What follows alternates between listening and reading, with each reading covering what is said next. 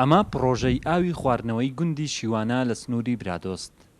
ئەم گوندە زیاتر لە 100 ماڵ پێک هاتووە، بەڵام لەم پڕۆژەیە کەمتر لە 30 ماڵ ئاویان پێدەگات بەهۆی کۆنی پڕۆژەکە و فراوانبوونی گوندەکەیان. ئاو نەگەشتەکنەمامە بەتەمای بیرانە ئەو سارشکە هیچ کە ساریە لە بیرەکانش وە دەرکەتیە کە هیچ کە ساری ئاوی نییە. ئەگەر تۆ حکومەتە ئەگە چاوەچین لێ نەخشینی لە ئاوێ مە مەحتەنی لە ئاوێ بەخۆی بەتەما بیرانە هەتا ئێستا.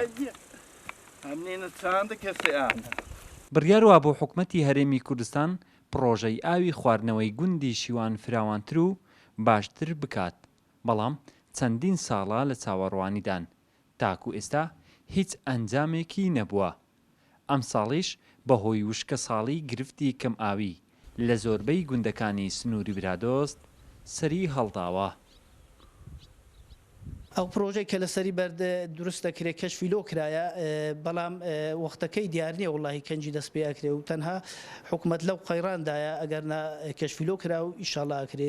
بەس ئەوەی ئێستا کە ئەمە پێشنیارەکەن گوندی شیوان کە گەورەترین گوندە لە دووەم گوندە لە سیدەکان لۆ گەورەیە وە باشە پرۆژێکی گەورەتر لەسەر ڕووباریان لۆ دروست بکرێ. ئەو سەرچاوە ئاویە گرنگانەی لە سنووری برادۆست هەڵدەقڵێن ئەگەر حکومەتی هەرێمی کوردستان بەکاریان بێنێت، نەک تەنها سنووری برادۆست سوودی لێ دەبینێت، ئەوە قەزای سۆرانیش لێی سوودمەند دەبێت. وڵات حەسەن، کورسات نیوز، برادۆست.